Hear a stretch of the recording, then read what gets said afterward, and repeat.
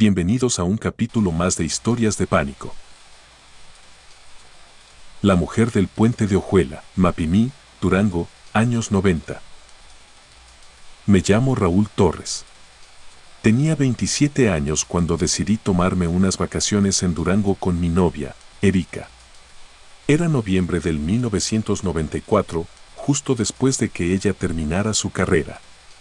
Queríamos algo distinto, un viaje que no fuera lo típico, ni playas, ni centros comerciales. Por eso elegimos un destino raro, casi olvidado, el viejo pueblo de Ojuela. Yo había leído un reportaje en una revista sobre el puente de Ojuela, ese colgante de madera y cables oxidados que parecía salido de una película del viejo oeste. Decían que era turístico, pero apenas había fotos en internet.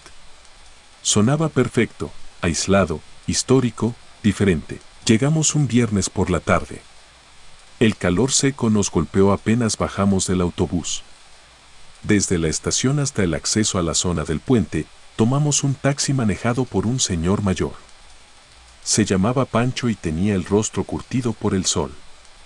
Fue él quien, entre broma y advertencia, nos soltó esa frase: nomás no crucen el puente después de que el sol se va, muchachos, hay cosas que no les gusta ser vistas en la oscuridad. Nos reímos. Erika hasta le pidió una foto para su álbum de personajes pintorescos. El señor Pancho sonrió, pero su mirada era distinta. No se reía. Lo decía en serio. La primera vez que cruzamos el puente fue de día. Nos impresionó la altura. Bajo nuestros pies se abría una barranca árida y profunda. La estructura crujía con cada paso, pero parecía resistir. Erika me tomó varias fotos fingiendo que tenía miedo, mientras el viento levantaba su cabello.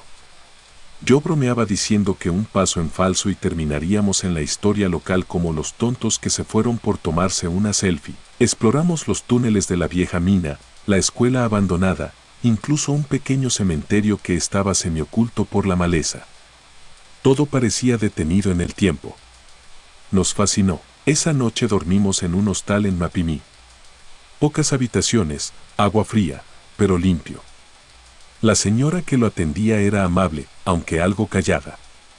Cuando le dijimos que queríamos volver al puente al día siguiente, nos preguntó si pensábamos quedarnos hasta la tarde.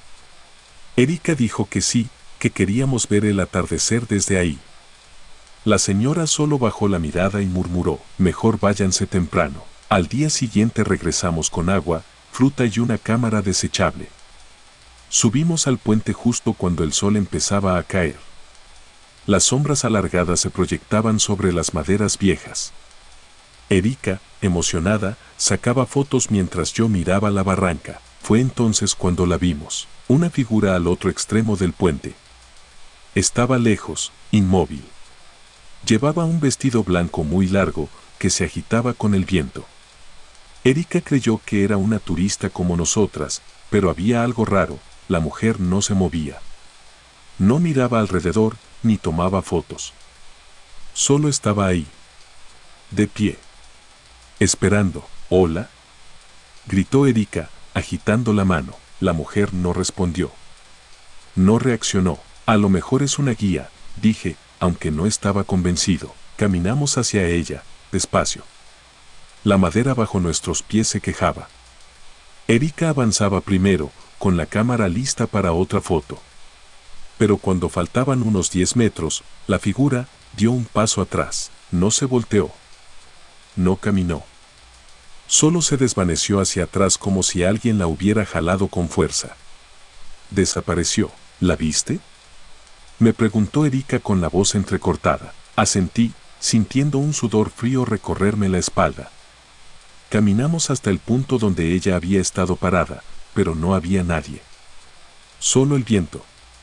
Y algo más, un olor, como a tierra mojada y flores marchitas. ¿Qué es ese aroma?, murmuró Erika. No lo sabíamos, pero era penetrante. Casi doloroso. Bajamos la mirada. En la madera había algo escrito con tiza blanca. No es tu hora aún. Erika retrocedió de golpe. ¿Esto es una broma? ¿Lo hiciste tú? ¿Qué? Claro que no. Tomamos nuestras mochilas y salimos del puente lo más rápido que pudimos sin correr. La noche ya se cernía sobre la barranca y las primeras estrellas comenzaban a aparecer. No dijimos nada durante el camino de regreso. Esa noche Erika no pudo dormir. Se despertaba a cada rato diciendo que soñaba con una mujer de cabello largo que la miraba desde el otro lado del puente. En su sueño, la mujer le ofrecía la mano, como invitándola a cruzar.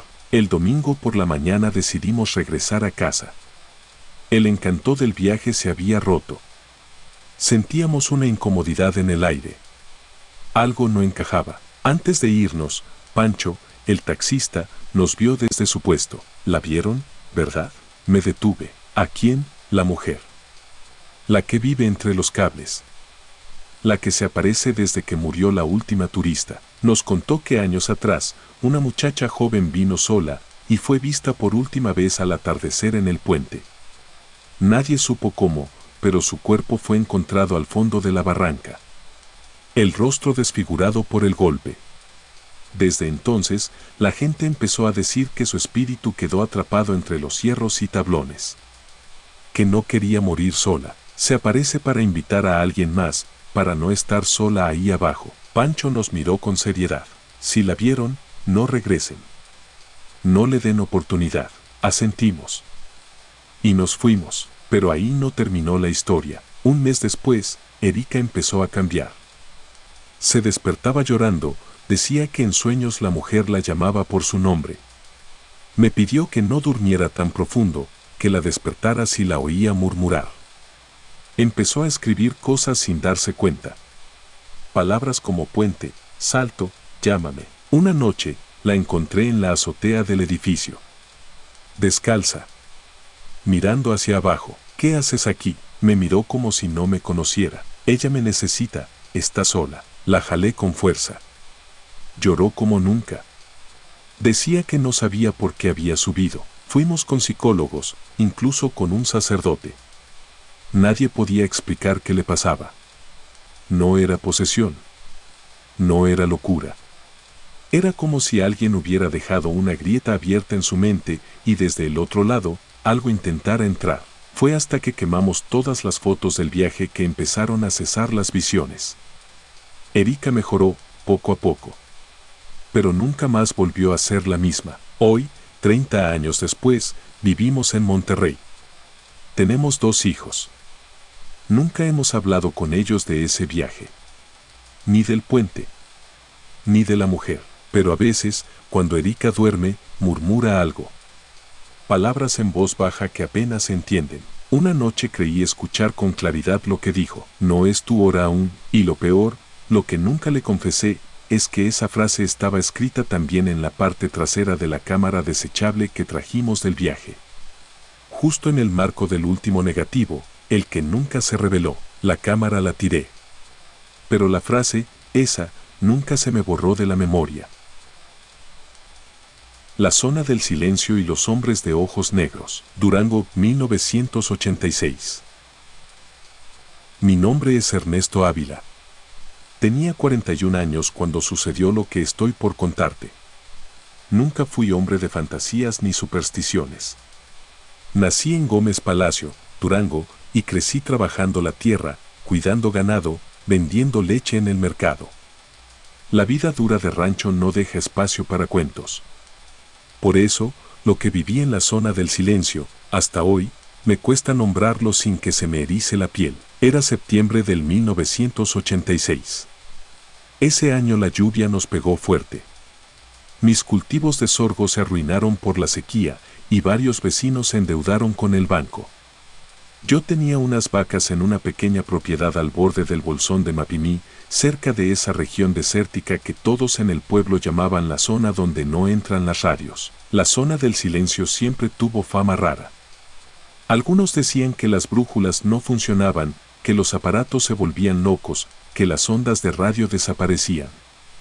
Pero para nosotros, los de a pie, solo era un pedazo de desierto donde nada crecía y a donde nadie quería ir, salvo los gringos con sus antenas raras. Mi vecino Fermín me avisó que su hijo se había metido al desierto con un jeep buscando venados y no regresaba. Me pidió que lo acompañara en su camioneta. No quise meterme mucho. Le dije que si pasaba de cierto punto, se quedaba sin radio, sin señal y quién sabe si el motor aguantaba. Fermín me insistió, así que una mañana, con 2 garrafones de agua, una escopeta y gasolina de sobra, nos fuimos. El aire era denso, seco como nunca. No se escuchaban ni grillos. El cielo estaba limpio, pero había una neblina baja y sucia, como si el calor derritiera el suelo. A los 30 minutos, el estéreo dejó de sonar. No estábamos ni a la mitad. Ya empezamos, dije, bajando el volumen. No me importa la radio. Nomás quiero a mi hijo, me respondió Fermín con los ojos llorosos. Pasamos un cerro rocoso y llegamos a un claro donde las huellas del jeep se perdían. Me bajé para revisar el terreno. El polvo era fino como ceniza, pero no había rastros recientes. Nada. Solo desierto. ¿Y si vamos a pie hasta esa lomita?, sugirió Fermín, señalando una elevación a unos 400 metros. A regañadientes acepté. Dejamos la camioneta encendida por si algo pasaba. Caminamos despacio. Al llegar a la lomita, no había señales de vida. Solo piedras, cactáceas y ese silencio tan espeso que ni el viento se atrevía a colarse. Y fue ahí donde los vimos. A unos 200 metros, en medio del desierto plano, había 3 figuras negras. Caminaban alineadas, como si vinieran en fila, derecho hacia nosotros. Llevaban trajes oscuros, idénticos, como de iglesia o de funeral. Uno era más alto que los otros. No se oían sus pasos. No se veían pisadas. Fermín quiso gritar, pero yo lo detuve. Espera. ¿Los conoces? Él negó con la cabeza. Las figuras se detuvieron a unos 30 metros. Fue entonces cuando lo noté. No tenían ojos normales. Eran completamente negros, como pozos profundos, sin brillo. Y su piel era pálida, pero no como la de un enfermo. Más bien parecía cera. Uno de ellos, el más alto, levantó la mano derecha y con una voz suave, pero que se sintió dentro de la cabeza, preguntó, ¿dónde estamos? Fermín respondió sin pensar, en la zona del silencio. ¿Están perdidos? Silencio. Los 3 giraron la cabeza al mismo tiempo, como si buscaran algo detrás de nosotros. El alto volvió a hablar. Aquí no es nuestro lugar. Yo intenté acercarme, pero uno de ellos alzó la mano y dijo, no te acerques. La tierra está contaminada. No entendimos. ¿Contaminada de qué? ¿Quiénes eran? Pero antes de que pudiéramos decir algo más, desaparecieron. No caminaron. No corrieron. Solo se desvanecieron entre la bruma, como si se hubieran fundido con el aire caliente. Fermín gritó su nombre, el de su hijo, como si creyera que lo estaban llevando. Yo lo tomé del brazo y lo jalé de regreso. Corrimos hasta la camioneta. El motor seguía encendido, pero el reloj del tablero marcaba la hora equivocada. Decía 2:18, aunque aún era mañana. Regresamos al pueblo sin hablar. A los 3 días encontraron el jeep del hijo de Fermín, a casi 40 kilómetros de donde lo habíamos buscado. Estaba destrozado, como si hubiera chocado contra algo invisible. Pero no había sangre, ni rastro de él. Nada. Solo el motor apagado y el asiento trasero quemado. Después de eso, mis animales comenzaron a enfermar. Primero fue una vaca. Luego otra. Luego mi perro, Max. No comía, temblaba todo el día. Aullaba hacia la nada. Una madrugada se metió solo al corral y murió ahí, echado junto al bebedero. Sus ojos estaban abiertos y su lengua afuera. Parecía haber visto algo que no pudo soportar. Mi esposa me dijo que vendiera el rancho. Que ya no era seguro. Pero yo me negaba. No creía aún que estuviera relacionado, hasta que sucedió lo del pozo. Tenía un pozo viejo, que no usábamos más. Siempre estaba seco. Pero una tarde, escuché agua. Pensé que era lluvia subterránea. Fui a revisar, y lo que vi me quitó la fuerza de las piernas. El agua no era clara. Era negra. Espesa. Y flotando encima había algo que parecía piel, pero sin cuerpo. Lo tapé con piedras. Desde ese día no volví a acercarme. A Fermín le pasó algo peor. Su casa se incendió un mes después. Los bomberos dijeron que no encontraron causa, que fue espontáneo. Murió su esposa. Él terminó internado en un hospital psiquiátrico. A mí nunca me pasó nada tan drástico, pero a veces, aún los veo, no en el rancho, no en la calle, los veo en los sueños. Parados. Viéndome desde el otro lado de la carretera. Siempre en fila. Siempre con esos ojos huecos. No hablan. Solo esperan. Años después, en 2002, vino un investigador extranjero que quería entrevistarme. Decía que en esa zona ocurrían cosas inexplicables. Me habló de magnetismo, de meteoritos, de portales. Yo solo le conté esto. Se rió nervioso y me dijo, muchos describen exactamente lo mismo. Figuras humanas. Ojos completamente negros. Aparecen, hacen preguntas y luego desaparecen. Algunos creen que son viajeros de otra dimensión. No sé si sea eso. No sé si sean fantasmas, aliens o algo más viejo. Pero sé que no estaban perdidos. Nos estaban buscando, no para pedir ayuda, sino para estudiar algo. Tal vez a nosotros. Tal vez la zona. Tal vez las almas. Hoy tengo 79 años. Ya no voy al rancho. Se lo vendí a un gringo. Vive ahí con sus perros y cámaras. Dice que todo está tranquilo. Pero a veces me llama para preguntarme si conocí a 3 hombres que pasan caminando por el cerro, siempre en silencio, siempre de negro. Yo solo le cuelgo. No quiero volver a hablar de ellos. Porque cada vez que lo hago, se me aparecen en los sueños. Y siempre que eso pasa, alguien cercano se enferma. Y si tú vas allá, a ese lugar entre Durango, Chihuahua y Coahuila, por favor, no hables con nadie que no deje huellas en la arena. Y si te preguntan dónde están, no respondas, porque al hacerlo, tal vez estés abriéndoles la puerta para que entren a tu mundo. La niña del pozo, Real del Monte, Hidalgo, 2005. Me llamo Javier Tobar, y en 2005 me fui a vivir a una casa vieja en Real del Monte con mi esposa, Daniela, y mi hijo Emiliano. Nos mudamos desde la Ciudad de México buscando tranquilidad. Yo había conseguido un trabajo en un restaurante turístico del centro, y con los pocos ahorros que teníamos compramos aquella casa antigua por una ganga. Estaba en lo alto de una calle empedrada, rodeada de árboles y neblina por las mañanas.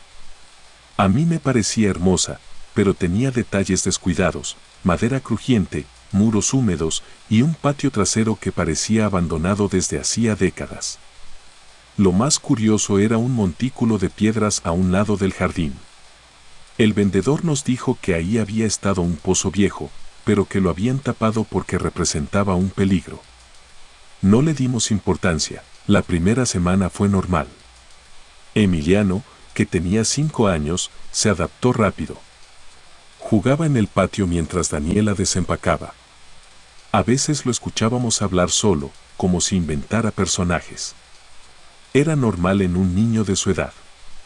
Lo que nos extrañó fue cuando una tarde, mientras cenábamos, dijo, «Hoy estuve jugando con la niña del pozo». Daniela se rió. Yo le pregunté de forma casual, «¿Y cómo se llama esa niña?». No me dice. Solo me pregunta si quiero bajar. La respuesta me tensó, pero traté de no mostrarlo. Pensé que se lo había inventado. A esa edad, la imaginación es infinita, pero no se detuvo ahí. A la mañana siguiente, Emiliano apareció con las rodillas raspadas. Le pregunté qué había pasado, y dijo que la niña lo había empujado jugando mientras estaban cerca del pozo. Salí al patio con él. El montículo de piedra seguía ahí, pero noté que algunas estaban removidas, como si alguien hubiera intentado moverlas desde adentro. Lo tapé mejor, colocando encima una lámina de metal oxidada que encontré en la bodega. Esa noche, Emiliano no durmió bien. Se quejaba, decía que la niña lo llamaba desde afuera de la ventana. Fui a ver y no había nadie, solo la bruma espesa que siempre cubría el jardín. Daniela comenzó a preocuparse más que yo.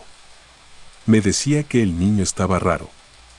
Lo encontraba hablándole a la pared o abrazando su almohada mientras murmuraba. Una vez incluso lo encontró enterrando su coche de juguetes cerca del pozo. ¿Por qué haces eso, mi amor?, le preguntó. Porque ella dice que allá abajo hay más juguetes. Esa misma tarde, al regresar del trabajo, Daniela me recibió pálida. Me contó que escuchó pasos en el pasillo mientras bañaba al niño. Salió con la toalla en la mano y encontró la puerta del patio abierta, aunque juraba haberla cerrado. Emiliano estaba adentro, jugando en la sala, pero dijo que la niña sí había entrado esta vez. Decidimos llevarlo con una psicóloga infantil de Pachuca. La mujer lo evaluó, jugó con él, y nos dijo que no tenía nada anormal. Solo una imaginación muy activa, pero yo ya empezaba a notar cosas extrañas también. En las noches escuchaba el sonido de piedras chocando entre sí, como si alguien escarbara en el patio. Una madrugada me levanté al baño y vi la silueta de una niña parada frente al ventanal, quieta, mirando hacia el interior. Corrí a la puerta, encendí la luz del jardín, pero no había nada. Ni rastros, ni huellas. El punto de quiebre fue una noche en que Daniela despertó gritando. Decía que había soñado con una niña de cabello largo, mojado, que la sujetaba del brazo y le repetía: ¿por qué me dejaron aquí? Yo traté de calmarla, pero noté que sí tenía una marca en el brazo, como si alguien la hubiera apretado con fuerza. Era imposible que Emiliano lo hubiera hecho. Dormía profundamente en su cuarto. Al día siguiente fuimos al registro municipal. Queríamos saber más sobre la casa. El encargado, un señor mayor, buscó los datos en los archivos y encontró algo inquietante. En esa propiedad había habido un accidente en 1978. Una niña de 6 años se cayó al pozo y murió ahogada. Estuvo 3 días desaparecida antes de que alguien se asomara y encontrara su cuerpo flotando, hinchado, con los ojos abiertos. Su nombre era Beatriz Ocampo. A mí se me revolvió el estómago.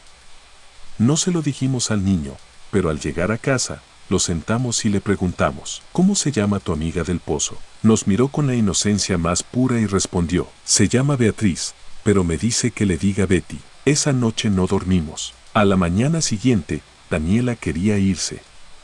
Me rogó que buscáramos otra casa, que aunque perdiéramos dinero, debíamos proteger al niño. Pero ese mismo día, desapareció Emiliano. Yo había salido temprano.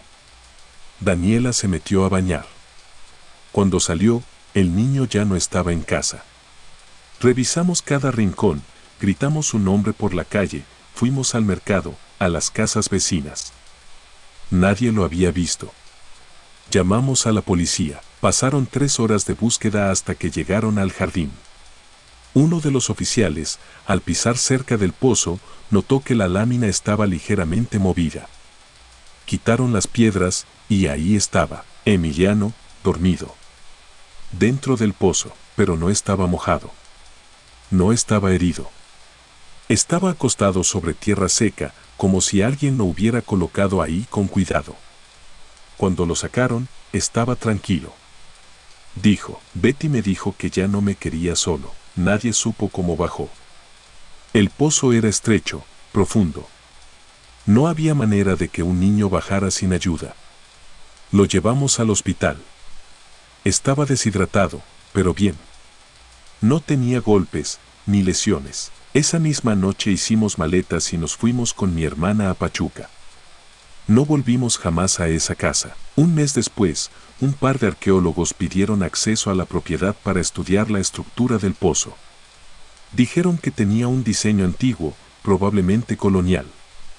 Al revisar el fondo, encontraron algo más: juguetes oxidados, una muñeca de porcelana rota, un carrito de lámina, unos dados y una caja con tapas de refresco viejas. Como si durante años alguien los hubiera ido metiendo ahí. También encontraron huesos pequeños. No solo los de Beatriz. Al menos otros 2 esqueletos infantiles. Nunca se supo quiénes eran. Nunca se reportaron más desapariciones, oficialmente. Hoy Emiliano ya es adulto. A veces le pregunto si recuerda algo de esa época. Me dice que no. Pero hay algo que me inquieta. En su cuarto guarda una caja con juguetes viejos. No le he dicho nada, pero entre ellos hay una muñeca de porcelana que jamás le compramos. Una con el cabello mojado, roto, y un vestido blanco manchado de tierra. Cuando le pregunté de dónde la sacó, me respondió, no me acuerdo. Creo que siempre ha estado conmigo, y a veces, en las noches, cuando paso por su puerta entreabierta, me parece escuchar que alguien ríe en voz bajita, una risa de niña. El perro del camino viejo. Testimonio real, Naolinco, Veracruz, 1997. Mi nombre es Alfredo Cano. Lo que voy a contar ocurrió en 1997, cuando yo tenía 19 años. Nunca lo he compartido públicamente.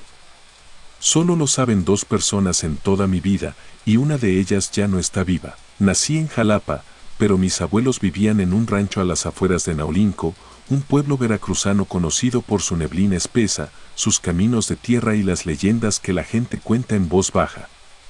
Desde niño pasaba temporadas allá. Mis vacaciones eran andar entre cafetales, ayudar a mi abuelo con el machete y comer lo que cocinaba mi abuela sobre leña.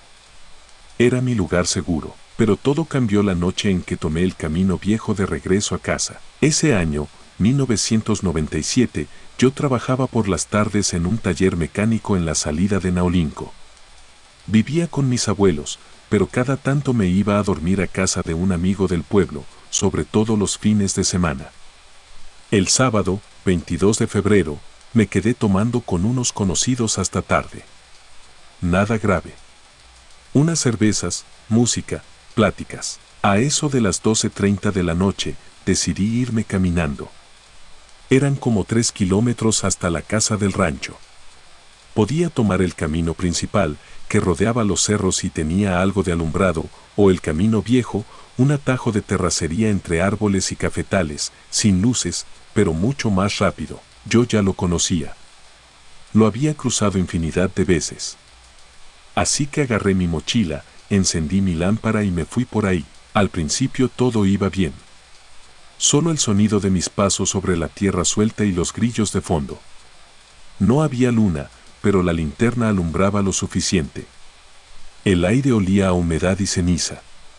Pasé por un árbol torcido que siempre usaba como referencia y supe que ya iba a la mitad.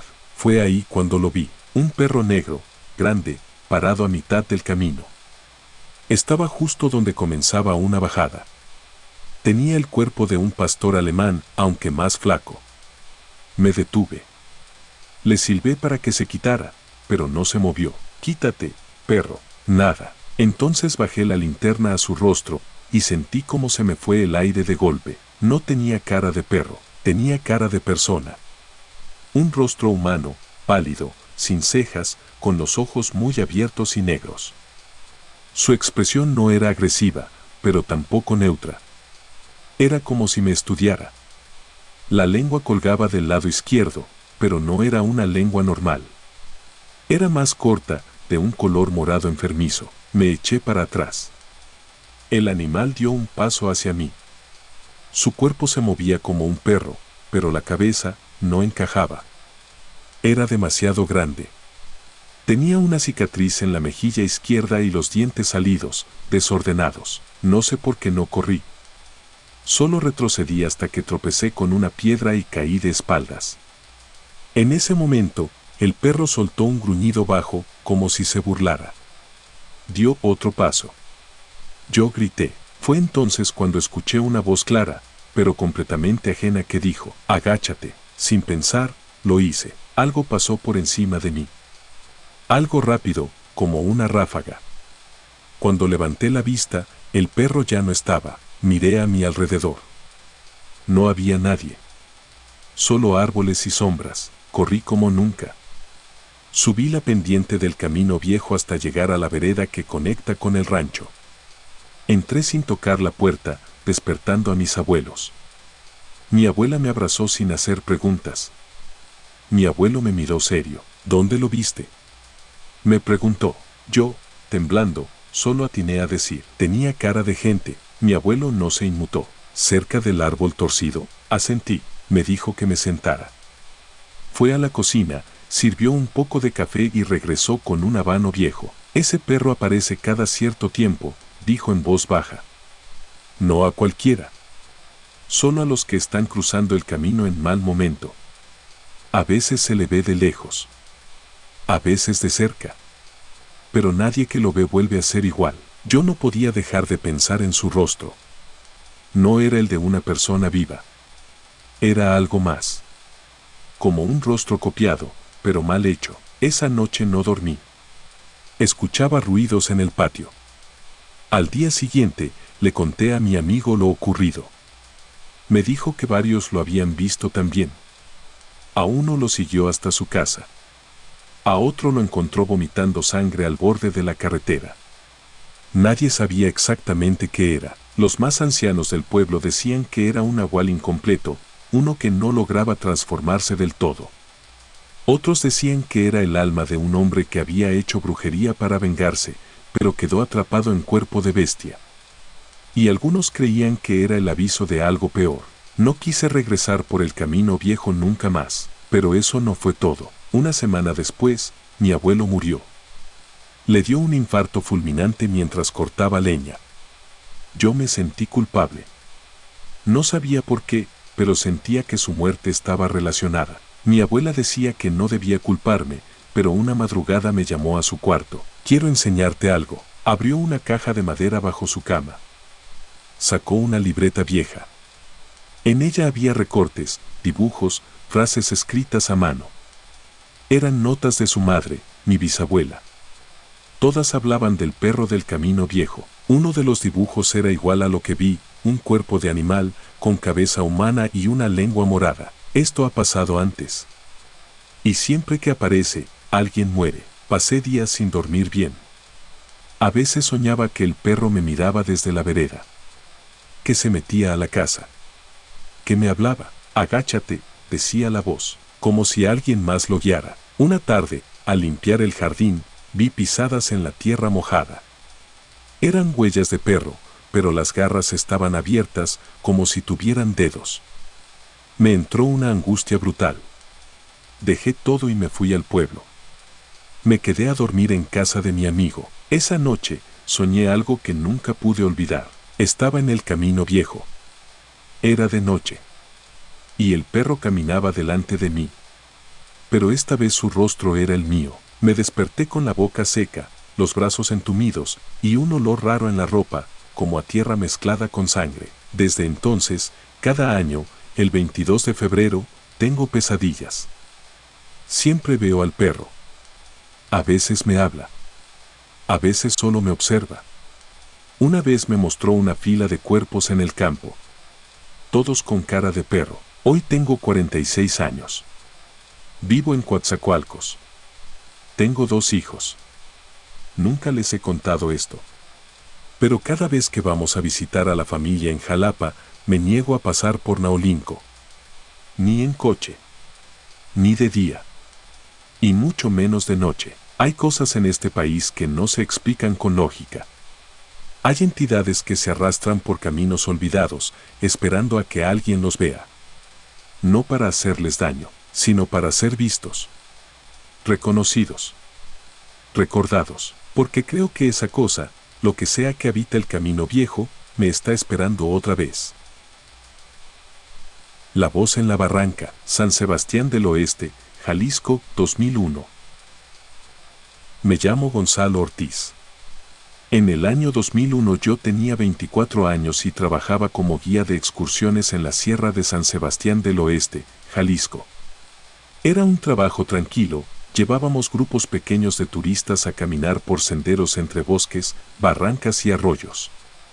La mayoría venía por las vistas, el clima fresco y la historia minera del lugar. A mí me gustaba. Me daba paz. Nunca fui una persona supersticiosa. De hecho, me burlaba de las leyendas que contaban los viejos del pueblo. Que si había un tesoro maldito escondido en la sierra. Que si se aparecían monjes sin cabeza en el panteón abandonado. Para mí, todo eso era folclor, cuentos para turistas. Hasta que escuché la voz. Todo empezó a principios de agosto. Una agencia de Guadalajara me contactó para llevar a 3 turistas por la vereda de la Barranca Honda, una zona boscosa que se abre en una cañada profunda. Era una ruta poco usada, pero hermosa. El grupo eran 2 hombres y una mujer, todos entre 30 y 40 años, bien vestidos, con equipo caro y actitud de exploradores. Les gustaba lo rudo. Salimos a las 7 de la mañana. Caminamos por horas sin problema. El clima estaba perfecto, el aire fresco. A eso de las 3:30 de la tarde llegamos a una zona donde la vereda se estrecha entre árboles altos y el terreno desciende hacia la barranca. Ahí hicimos una pausa. Mientras los turistas tomaban fotos, yo me alejé unos pasos para hacer del baño. Fue entonces cuando la escuché por primera vez, una voz de mujer.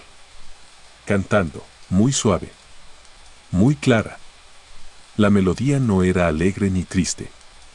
Era seductora, pero en un tono que me causó un escalofrío seco, profundo.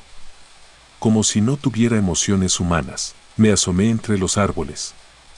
La barranca estaba abajo, llena de neblina. No se veía a nadie. ¿Escucharon eso?, pregunté al regresar. ¿El canto?, respondió uno de los turistas, un tal Ernesto. Sí, está precioso. ¿De dónde viene? La mujer del grupo, Paula, sonreía. Dijo que sonaba como una voz de ópera y que parecía salir de dentro del bosque. Yo fingí seguridad. Ha de ser alguien de un rancho cercano. A veces la gente canta mientras trabaja, pero en el fondo sabía que no había ningún rancho en kilómetros a la redonda. Al día siguiente fui solo a hacer un reconocimiento de otro sendero, más profundo, que los turistas no habían querido recorrer. A eso de las 4 de la tarde, mientras bordeaba una curva con vista a la misma barranca, volvió a escucharse la misma voz. El mismo canto, pero esta vez era más cercano. El sonido no venía del fondo, sino de entre los árboles, a pocos metros de mí. Me quedé quieto, aguantando la respiración. El canto seguía, claro, sin palabras, como una especie de lamento hermoso. Avancé unos pasos, tratando de ver quién era, y entonces lo vi. Una figura blanca, muy delgada, se movía entre los árboles. No caminaba. Flotaba a pocos centímetros del suelo. Tenía el cabello largo, muy negro, y los brazos pegados al cuerpo. No tenía rostro, solo un hueco oscuro donde debería estar la cara. Corrí. No me detuve hasta llegar al pueblo. Esa noche soñé con la voz. No con la mujer, sino con el canto. En mi sueño, estaba acostado en la tierra, mirando hacia arriba, mientras la melodía bajaba desde el cielo, envolviéndome. Cuando desperté, tenía tierra en las uñas y los pies sucios. Le conté a mi hermano, el único en quien confiaba. Me dijo que en la zona había una leyenda vieja, poco contada, la mujer que llama desde la barranca. Decían que aparecía al atardecer, cantando. Que si alguien intentaba seguirla, se perdía. Que quien la escuchaba más de una vez, ya no podía dejar de buscarla. No quise creerlo. Traté de seguir con mi vida, pero la semana siguiente, regresé a la zona. No podía evitarlo. Me sentía impulsado, como si una parte de mí necesitara volver a escuchar esa melodía, y lo hice. Ese día la voz era más intensa. Me senté en una roca, cerré los ojos y la dejé envolverme. Por un momento, me sentí en paz. Como si todo en mi vida tuviera sentido.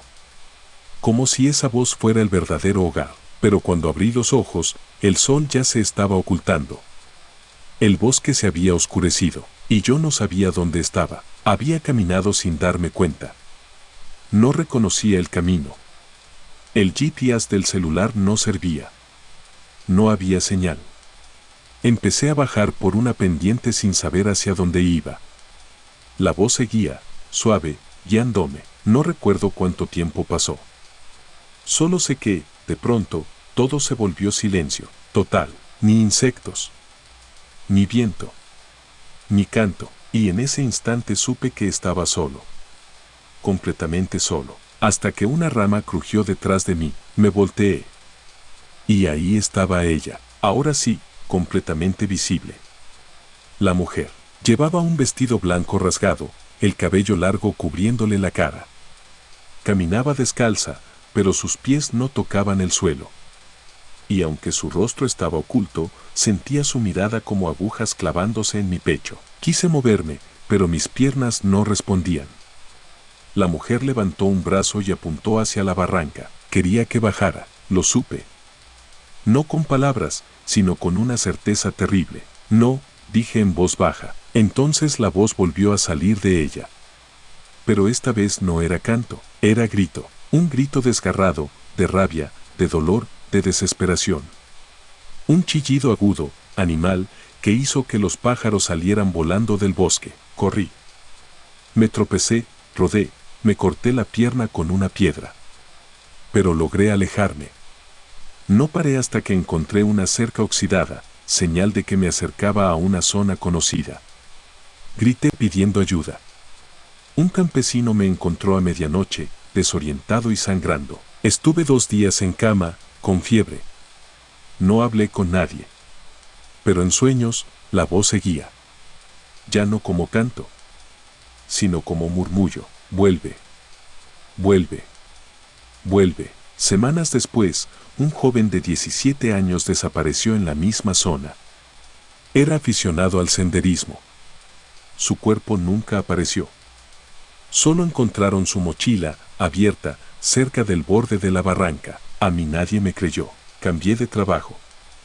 Dejé de guiar excursiones. Me mudé a Vallarta. Pero el bosque sigue en mi cabeza.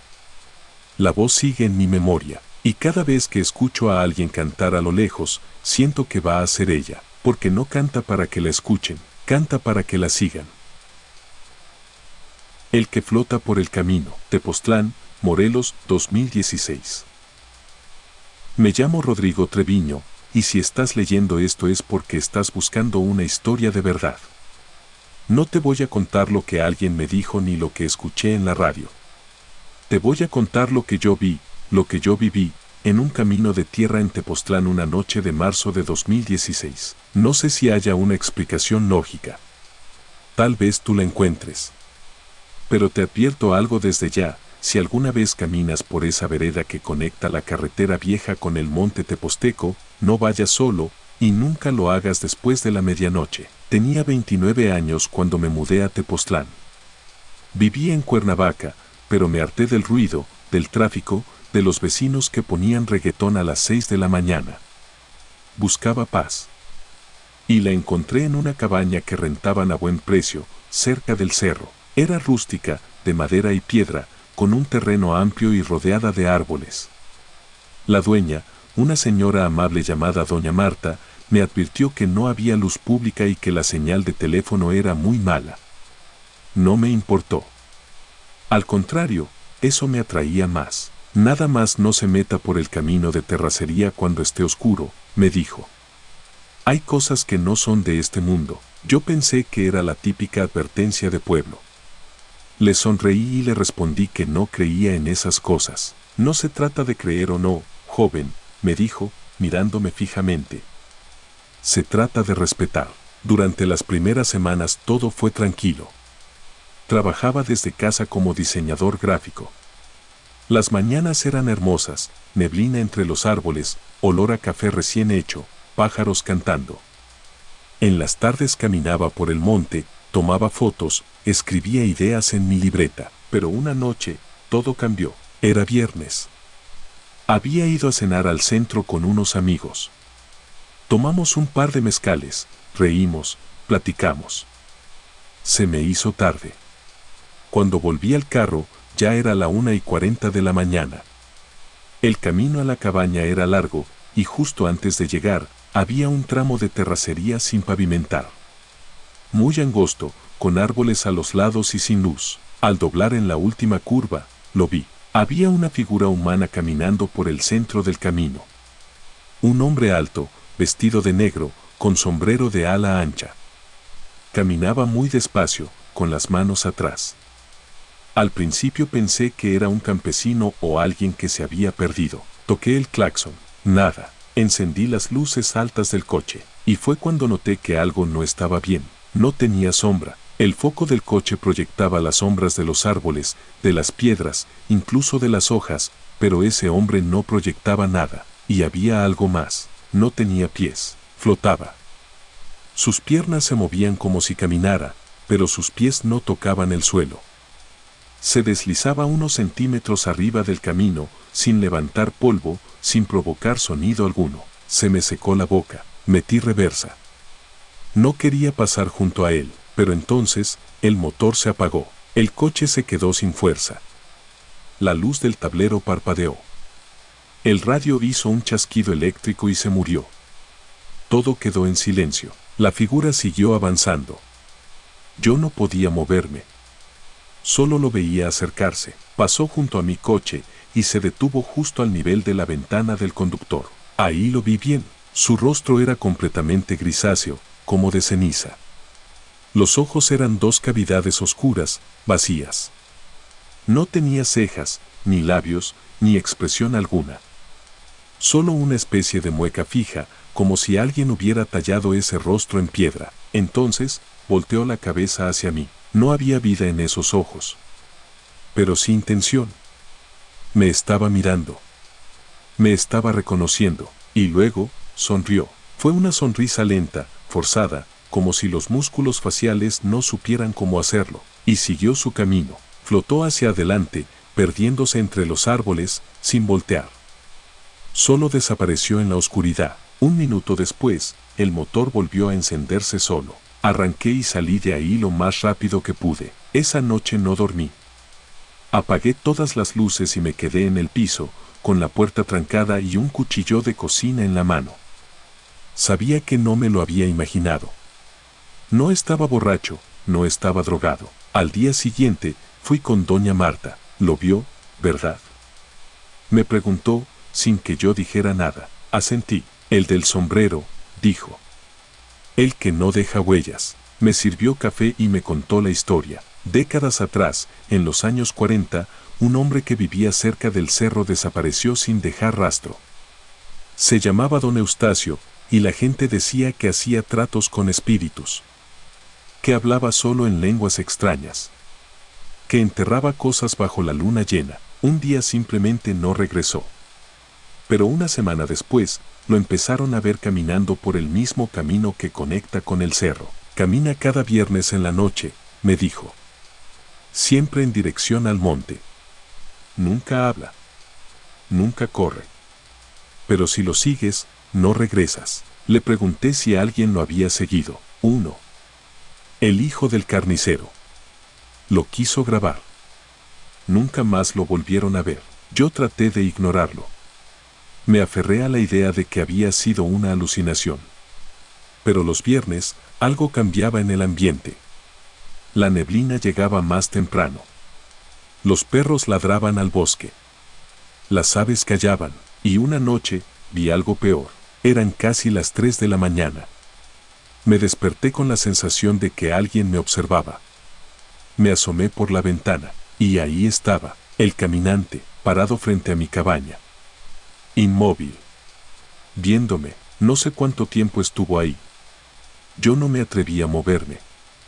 Cerré las cortinas, prendí la televisión, y me quedé en el sillón hasta que amaneció. Al salir, no había huellas, solo un rastro de tierra seca, como si algo hubiera flotado sobre el pasto, quemándolo. Tomé la decisión de irme, empaqué todo. Llamé a un camión de mudanza. Y en menos de 2 días me largué de ahí. Hoy vivo en Puebla. Trabajo en una agencia de publicidad. Tengo pareja, hijos, una vida común, pero no puedo dormir bien los viernes, porque a veces, incluso aquí, veo a alguien parado frente a la ventana, y no me atrevo a mirar sus pies. Muchas gracias, te invito a suscribirte y darle like si quieres más historias.